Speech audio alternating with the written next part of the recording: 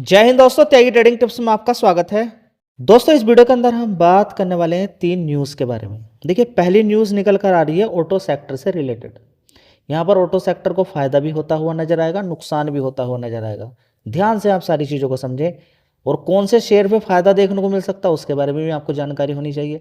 सबसे पहले समझें कि ये सिर्फ न्यूज़ दिल्ली की है, लेकिन इसके अलावा कुछ और भी न्यूज़ है, उसके बारे में भी हम यहाँ पर चर्चा करेंगे। लेकिन सबसे पहले जो दिल्ली से निकल कर न्यूज़ आ रही है, देखिए अभी जो न्यूज़ है करंट की, उसके अंदर कुछ सुधार भी देखने को मिल सकता है, आगे कुछ अपडेट भी देखने को मिल सकता है। जो शनिवार की न्यूज़ है उसको मैं यहाँ पर आपके साथ शेयर करने वाला हूँ। मार्केट बंद होने के बाद न्यूज़ आई है, तो उसका असर देखने को मिल सकता है मार्केट खुलने के बाद। दिल्ली एनसीआर 10 साल पुरानी डीजल, याद रखेंगे ये पुरानी खबर आप देखेंगे पुरानी है, लेकिन इसके अंदर कुछ नया अपडेट आया है। बीच में जो प्रतिबंध लगाया गया था उसको हटा दिया गया था, कुछ समय के लिए लगाया था, लेकिन अब वो प्रतिबंध फिर दोबारा से लगा दिया गया है और स्ट्रिक्ट तरीके से अब गाड़ियों को उठाने की बात चल रही है। यहाँ पे देखिए 15 साल पुरानी पेट्रोल गाड़ी पर पूर्ण तरीके से प्रतिबंध लगा दिया गया है। डीजल 10 साल पुरानी और 15 साल पुरानी पेट्रोल गाड़ियों पर फरवरी 2026 की ताज़ा खबर के अनुसार अब कोई राहत नहीं दी जाएगी, बल्कि बिना नोटिस के। नोटिस भी कोई नहीं, अब ये नहीं कोई नहीं कह सकता हमें तो नोटिस नहीं दिया, हमें तो जानकारी नहीं दी। वाहन को जब्त करके उनको स्क्रैप यानी कि कबाड़ खत्म किया जा सकता है। हालांकि इन पुरानी गाड़ियों को अगर कोई चाहता है तो ईवी में कन्वर्ट करा सकता है। 50,000 का यहाँ पर सब्सिडी मिल जाएगी, किसके द्वारा? सरकार के द्वारा दे दी जाएगी। तो दोस्तों देख सकते हैं यहाँ पर लेटेस्ट अपडेट है। यहाँ पर 10 साल पुरानी डीजल पेट्रोल गाड़ियों को पकड़े जाने पर अब तुरंत जब्त कर लिया जाएगा। नो नोटिस एक्शन, कोई एक्शन नोटिस का नहीं है। 15 फरवरी 2026 की रिपोर्ट है, ये सरकार के द्वारा बोला गया है। पुराने वाहनों को सीधा किसी पूर्व सूचना के जानकारी तो खूब मिल चुकी है, वो पहले से अलर्ट भी होंगे और कुछ लोगों ने बेच भी दी होंगी जो डीजल पेट्रोल वाली पुरानी गाड़ियाँ हैं। ठीक है, तो उनको क्या किया गया है कि उनको वापस पाना अब मुमकिन नहीं रहेगा, सीधे स्क्रैपिंग के लिए भेजा जाएगा। मतलब कि उनको कबाड़ बना दिया जाएगा, स्क्रैपिंग का मतलब ये है। ईवी कन्वर्जन का विकल्प है उनके पास। ठीक है, 50,000 रुपया तक उनको मिल जाएगा अगर वो ईवी गाड़ी में इसको कन्वर्ट कराना चाहते हैं। ठीक है, अंतर्राज्यीय ट्रांसफ़र करा सकते हैं। 15 साल का रजिस्ट्रेशन ख़त्म हुआ है गाड़ी का, अगर अच्छी स्थिति में है, फिटनेस बिल्कुल ठीक है, तो उसको, हालांकि दिल्ली में तो ये नहीं चलेगी, दूसरी जगह इसको भेजा जा सकता है, दिल्ली के बाहर उसको चलाया जा सकता है। और भी अभी हाल फिलहाल में आप देखेंगे कि जो इतना ज़्यादा अभी ठंड के समय में इतना ज़्यादा पॉल्यूशन देखने को मिल रहा था, उस पर यहाँ पर बात करें तो जो पुरानी गाड़ियाँ हैं उनको डीजल पेट्रोल भी नहीं मिलने की बात की गई थी, नियम 1 जुलाई 2025 से, लेकिन फिर भी मिलता रहता है। ठीक है, अब यहाँ पर सलाह एकमात्र है कि उसको या तो कन्वर्ट करा लें ईवी में या फिर बाहर भेज दिया जाए उसको। लेकिन अगर वो चलती हुई पकड़ी गई तो फिर मामला गड़बड़ में जा सकता है। जी, फिर अब यहाँ पर क्या करना चाहिए, क्या होगा यहाँ पर? सबसे पहले आप देखिए, अगर डीजल पेट्रोल वाली गाड़ियाँ बंद हुई हैं, ठीक है, तो अब देखिए इस तरीके की गाड़ियाँ आ गई हैं जो पोल्यूशन कम करती हैं, लेकिन फिर भी लोग रिस्क क्यों लेंगे? वो सीधा कहाँ पर जाएंगे? इलेक्ट्रिक व्हीकल पर चले जाएंगे। किस पर जाएंगे? इलेक्ट्रिक व्हीकल पर शिफ्ट हो जाएंगे। तो इलेक्ट्रिक व्हीकल वाली जो गाड़ियाँ हैं, इलेक्ट्रिक व्हीकल जो बनाने वाली गाड़ियाँ हैं, जैसे टाटा मोटर्स की बात करें, ओलेक्ट्रा ग्रीन टेक की बात करें, जेबीएम की बात करें, अशोक लीलैंड की बात करें, महिंद्रा एंड महिंद्रा की बात करें, हो गया याद? फिर दोबारा रिपीट कर देता हूँ। Tata Motors, Olectra Green Tech, JBM, Ashok Leyland, Mahindra. ठीक है, इनको फ़ायदा होता हुआ नजर आएगा। ये चाहते ही नहीं है, ये तो चाहते हैं कि हमारी गाड़ियाँ बिकें। गाड़ियाँ कब बिकेंगी? जब कोई दिक्कत परेशानी आएगी, उनको हटाया जाएगा, तब इनकी गाड़ियाँ बिकेंगी। समझ में बात आई है? क्योंकि दिल्ली एनसीआर एक बड़ा शहर है जो ऑलरेडी ऑटो सेक्टर वाली डीजल पेट्रोल वाली गाड़ियां बना के खड़ी कर चुकी हैं। ऐसा नहीं कि डीजल पेट्रोल वाली गाड़ियां नहीं ले सकते आप, लेकिन आने वाले टाइम में ऐसा भी देखने को मिल सकता है कि दिल्ली के अंदर डीजल पेट्रोल वाली गाड़ियां बैन, आने वाले टाइम स्लोली स्लोली। इस चीज़ पर लोगों को थोड़ा सा ध्यान है, इसलिए वे इलेक्ट्रिक व्हीकल की तरफ जा रहे हैं।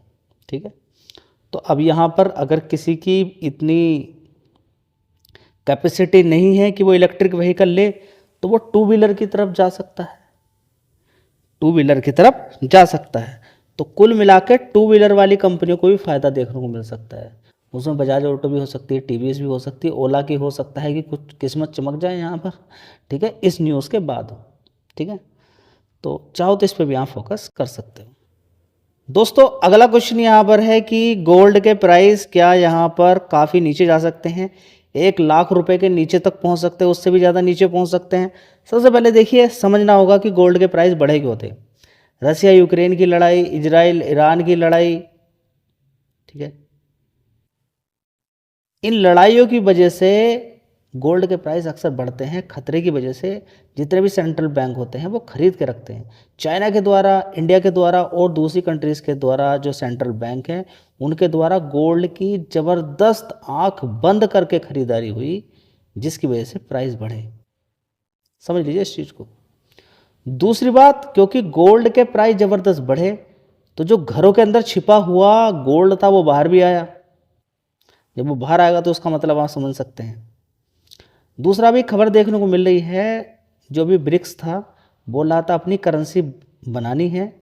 कहीं अभी हाल फिलहाल में सीक्रेट इन्फॉर्मेशन के थ्रू मैं जानकारी आपको बता रहा हूँ, ये खबरें मार्केट के अंदर ऐसी जानकारी निकल कर आ रही हैं, लेकिन वे सीक्रेट हैं, छिपी हुई हैं, पूरी तरह से कंप्लीट नहीं है। ठीक है, सोर्स के थ्रू जो खबरें देखने को मिलती है वो मार्केट में इस तरीके की फैल रही हैं कि अमेरिका और रसिया के बीच में अभी डील हो सकती है, ट्रांजैक्शंस वगैरह जो डॉलर के अंदर ही होंगे, डॉलर के अंदर ही ट्रांजैक्शन होंगे। ठीक है, तो ये कहीं ना कहीं एक खबर है जो डॉलर के अंदर बातचीत होगी, तो जो गोल्ड ऑलरेडी पहले से ही उसका फंसा हुआ है, हो सकता है रिलीज हो जाए, जो फ्रीज है वो रिलीज हो जाए। ठीक है, तो अभी हाल फिलहाल में देखिए, अगर रसिया यूक्रेन की लड़ाई बंद हो जाती है, यूएस ईरान की लड़ाई बंद हो जाती है, तो फिर गोल्ड के प्राइस अपने ही गिर जाएंगे। खतरे में गोल्ड के प्राइस बढ़ते हैं, खतरा अगर टलता है तब। अब यहाँ पर यह आता है कि गोल्ड के प्राइस जो सबसे मेनली भागने का कारण क्या था, जो मैंने आपको बताया कि सेंट्रल बैंक ने ज़बरदस्त, इंडिया ने भी, चाइना ने भी ज़बरदस्त गोल्ड खरीदा, और इवन कि चाइना ने तो सिल्वर को भी ज़बरदस्त अपने यहाँ पर रिजर्व बना के रखा, क्योंकि ज़रूरत पड़ती रहती है, क्योंकि सिल्वर हर जगह इस्तेमाल किया जाता है, इलेक्ट्रिसिटी का टॉप कंडक्टर है। ठीक है, बात समझ में आ गई आपको। अब खेल यहाँ पर ये होता है, क्योंकि ज़बरदस्त गोल्ड का इस्तेमाल आप समझे कहाँ कहाँ पर हो सकता है, रिजर्व से रखा हुआ है। चांदी का तो देखिए इस्तेमाल होता है, चांदी का प्राइस गिरेगा लेकिन लॉन्ग टर्म में फिर बढ़ेगा, क्योंकि उसका इस्तेमाल है सोलर पैनल से लेके बड़े बड़े लैपटॉप, डेस्कटॉप की बात करें, बड़ी बड़ी मिसाइल की बात करें, ठीक है, अलग अलग जगह पे उसका इस्तेमाल किया जाता है। आपके फ़ोन से लेकर इलेक्ट्रिक व्हीकल में भी इस्तेमाल किया जाता है। तो सिल्वर के प्राइस तो गिरने के बाद फिर बढ़ सकते हैं, लेकिन गोल्ड के प्राइस हो सकता है कि अच्छी खासी गिरावट आपको देखने को मिल जाए, और कभी कभी बीच में डिफरेंस भी देखने को मिल जाएगा गोल्ड और सिल्वर दोनों में। आने वाले टाइम की बात बता रहा हूँ मैं, अभी हो सकता है 10 साल लगे, 5 साल लगे, 6 साल लगे, क्योंकि सिल्वर की डिमांड लगातार बढ़ती ही जा रही है। ठीक है, चलिए दोस्तों, एक खबर यहाँ पर न्यूज़ में और यहाँ पर फैल रही है कि अमेरिका और ईरान के बीच 17 फरवरी को जिनेवा के अंदर परमाणु समझौते पर यहाँ पर बातचीत हो सकती है। ठीक है, तो 3 बातचीत है यहाँ पर। अमेरिका की शर्तें हैं कि आपको न्यूक्लियर पावर से रिलेटेड कोई काम नहीं करना है, कोई परमाणु बम नहीं बनाना है, मिसाइल आपको नहीं बनानी है, और हिजबुल्लाह जैसी आपकी जो ये जिनको आप सोर्स देते हैं, पैसा दे रहे हैं, पैसा दे दे के जो लड़ाई करवा रहे हैं, उनको बिल्कुल बंद कर दें। ठीक है, तो ये अभी यहाँ पर 17 तारीख को अगर हो जाती है बात तो फाइनल ठीक है, नहीं होती तो फिर क्या होगा, देखते हैं आगे क्या होता है। देखिए अभी इसके बारे में कुछ नहीं कहा जा सकता है, हो सकता है 17 फरवरी से पहले ही कोई बड़ा एक्शन देखने को मिल जाए। ठीक है, अब यहाँ पर कितने खतरनाक हैं इसराइल, ईरान कितना खतरनाक है, और ये जो वैक्यूम बम होता है किस तरीके से इस्तेमाल हुआ है पहले, या फिर केमिकल बम, ये क्या होते हैं। सबसे पहले आप देखें वैक्यूम बम होता क्या है।